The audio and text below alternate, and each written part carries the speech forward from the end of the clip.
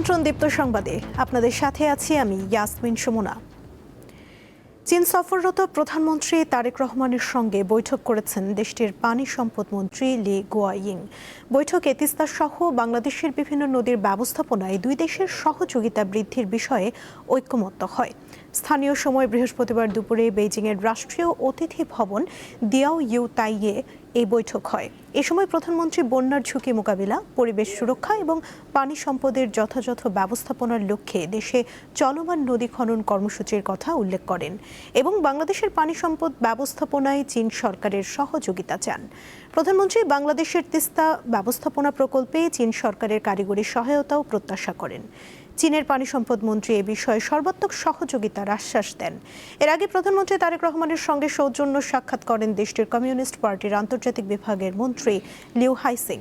একই দিনে একটি বিনিয়োগ সম্মেলনে যোগ দেন Tarique Rahman.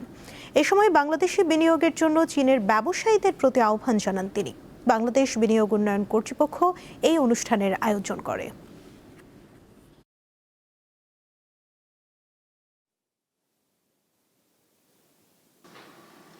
Today, as you have already heard, আমরা শিগগিরই চীনে আমাদের প্রথম বিনিয়োগ কার্যালয় খুলতে যাচ্ছি। আমাদের উদ্দেশ্য খুবই সহজ, চীনা বিনিয়োগকারীদের সহায়তা পাওয়ার জন্য বাংলাদেশে আসা পর্যন্ত অপেক্ষা করতে হবে না। আমরা আপনাদের আরও কাছাকাছি থাকতে, আপনাদের সাথে আরও নিয়মিত কথা বলতে এবং আগ্রহ থেকে সিদ্ধান্তে পৌঁছানোর প্রক্রিয়াকে দ্রুততর করতে আপনাদের সাহায্য করতে চাই। বাংলাদেশ ও চীনের মধ্যে বহু দশকের একটি সম্পর্ক গড়ে উঠেছে। এটি আস্থা, শ্রদ্ধা এবং বাস্তব সহযোগিতার একটি সম্পর্ক। বাংলাদেশ এখন বৈশ্বিক ব্যবসার জন্য সম্পূর্ণ প্রস্তুত। এখন থেকে মাত্র 15 দিনের মধ্যে নতুন ব্যবসার লাইসেন্স অনুমোদন করা হবে। বিদেশি বিনিয়োগকারীরা বৈষম্যহীন আচরণ, আমাদের আইন ও প্রবিধান অনুযায়ী মূলধন ও লভ্যাংশ ফেরত এবং শক্তিশালী আইনি সুরক্ষা আশা করতে পারেন। in Bangladesh in less than 15 days. আগামী 28 জুন সারা দেশে একদিনে কমপক্ষে 2,40,00,000 শিশুকে ভিটামিন এ প্লাস ক্যাপসুল খাওয়ানো হবে বলে জানিয়েছেন স্বাস্থ্য প্রতিমন্ত্রী এম এ মুহিত। সকালে সচিবালয় ব্রিফিংয়ে এ তথ্য জানান তিনি। আরও বলেন, প্রথম রাউন্ড শেষ হলে পর্যায়ক্রমে আগামী ডিসেম্বরে দ্বিতীয় রাউন্ডেও এ প্লাস ক্যাপসুল খাওয়ানো হবে শিশুদের। এক প্রশ্নের জবাবে প্রতিমন্ত্রী জানান, বিগত সরকারের জনসংখ্যার পরিসংখ্যান নিয়ে তথ্যে ঘাটতি রয়েছে। জিডিপির পরিমাণ বেশি দেখানোর জন্য সঠিক জনসংখ্যা বা শিশুর সংখ্যা জানা যায়নি।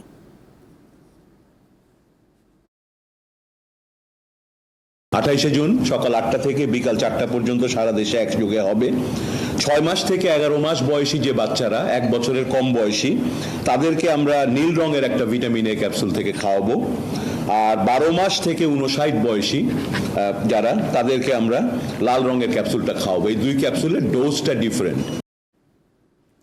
বিদ্যমান আইন দিয়ে মাদক নিয়ন্ত্রণ সম্ভব হচ্ছে না, তাই মাদকদ্রব্য নিয়ন্ত্রণে আলাদা ট্রাইব্যুনাল তৈরি করা হবে বলে জানিয়েছেন স্বরাষ্ট্রমন্ত্রী সালাউদ্দিন আহমদ। বৃহস্পতিবার আন্তর্জাতিক মাদক বিরোধী দিবস উপলক্ষে সচিবালয়ের এক অনুষ্ঠানে তিনি এসব কথা বলেন।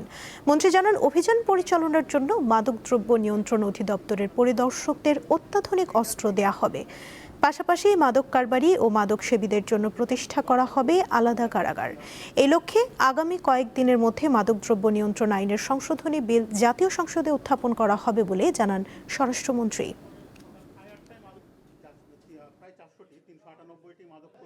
মাদকদ্রব্য নিয়ন্ত্রণ অধিদপ্তরের তত্ত্বাবধানে পরিচালিত জাতীয় পর্যায়ের একটি গবেষণার ফলাফলে উঠে এসছে যে দেশে বর্তমানে প্রায় 82 লাখ মানুষ কোনো না কোনো ধরনের মাদক, অবৈধ মাদক ব্যবহার করছেন, যা দেশের মোট জনসংখ্যার 4.88%। 43তম বিসিএস এর নন ক্যাডার পদে নিয়োগ প্রক্রিয়া স্বচ্ছ হয়নি মর্মে রায় দিয়েছে হাইকোর্ট।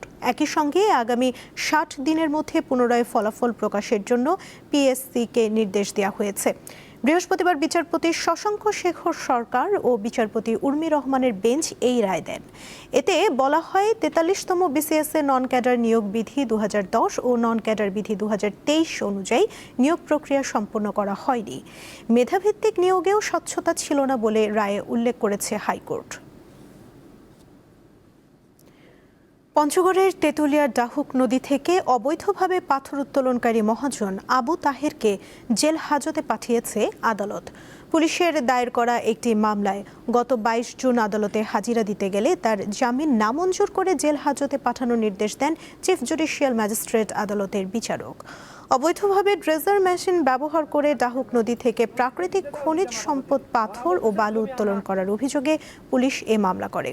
আবু তাহের তেঁতুলিয়া উপজেলার বুড়াবুড়ি ইউনিয়নের বাসিন্দা। পুলিশ জানায় তাহেরের বিরুদ্ধে ভূমি দখল, ডাহুক নদী থেকে অবৈধভাবে পাথর উত্তোলন, প্রতারণা সহ বিভিন্ন অভিযোগে বেশ কয়েকটি মামলা চলমান রয়েছে। তিনি দীর্ঘদিন ধরে সন্ত্রাসী তৎপরতা চালিয়ে ডাহুক নদী ও আশপাশের জমি থেকে অবৈধভাবে পাথর উত্তোলন করে আসছিলেন। এতে নদীর স্বাভাবিক প্রবাহ ব্যাহত হওয়ার পাশাপাশি হুমকির মুখে পড়েছে নদী পাড়ের ব্যবসা প্রতিষ্ঠান ও কৃষি জমি।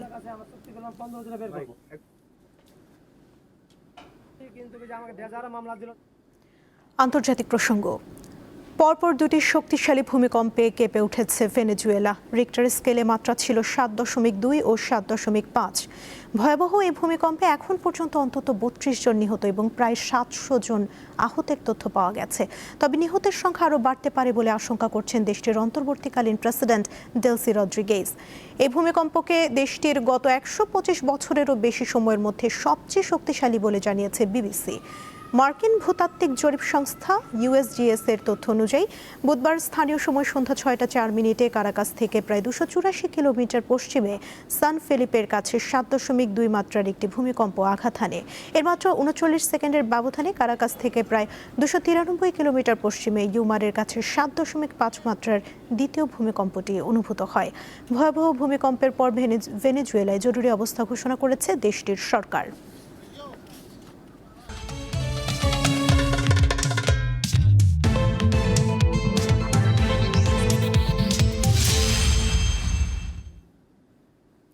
বিশ্বকাপে স্কটল্যান্ডের বিপক্ষে ভিনিসিয়াসের জোড়া গোল আর একই ম্যাচে প্রায় 3 বছর পর ব্রাজিল দলে আবারও নেইমারের ফেরা।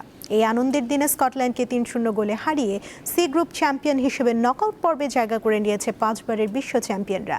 একই গ্রুপের আরেক ম্যাচে হাইতিকে 4-2 ব্যবধানে হারিয়ে রানার্স আপ হিসেবে পরের রাউন্ডে উঠেছে মরক্কো। যুক্তরাষ্ট্রের মিয়ামির হার্ড রক স্টেডিয়ামে 64,000-এর বেশি দর্শকের সামনে ম্যাচে শুরু থেকেই আক্রমণাত্মক ফুটবল খেলে কার্লো আনচেলত্তির দল। 7ম মিনিটেই এগিয়ে যায় ব্রাজিল। স্কটল্যান্ডের রক্ষণভাগের ভুলের সুযোগ নিয়ে গোল করে ভিনিসিয়াস।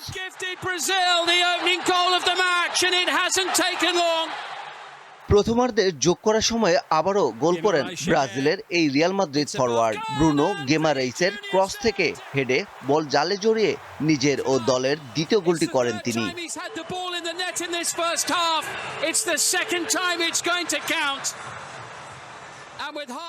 দ্বিতীয়ার্ধেও আধিপত্য ধরে রাখে সেলেসাওরা। 63 মিনিটে গোল করেন কুনিয়া। টুর্নামেন্টে এটি তার তৃতীয় গোল।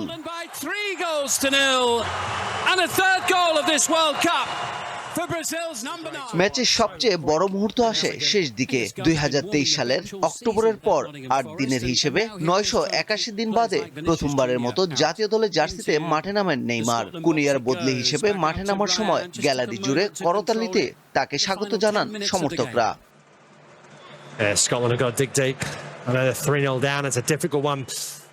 আরেক ম্যাচে 1974 বিশ্বকাপের পর গোলের দেখা পেলেও তা কাজে লাগাতে পারেনি হাইতি। নাটকীয় এক ম্যাচে 2 বার পিছিয়ে পড়েও ঘুরে দাঁড়িয়ে 4-2 গোলের জয় তুলে নিয়েছে মরক্কো। এই জয়ে নকআউট পর্ব নিশ্চিত করেছে উত্তর আফ্রিকার দেশটি। পারভেজ খোকন, দীপ্ত স্পোর্টস। এই ছিল এখনকার মতো। পরবর্তী সংবাদ বিকেল 5টায় দেখার আমন্ত্রণ রইল। এছাড়া আরও তথ্য পেতে যুক্ত থাকুন দীপ্ত ডিজিটাল প্ল্যাটফর্মের সাথে। ধন্যবাদ সবাইকে।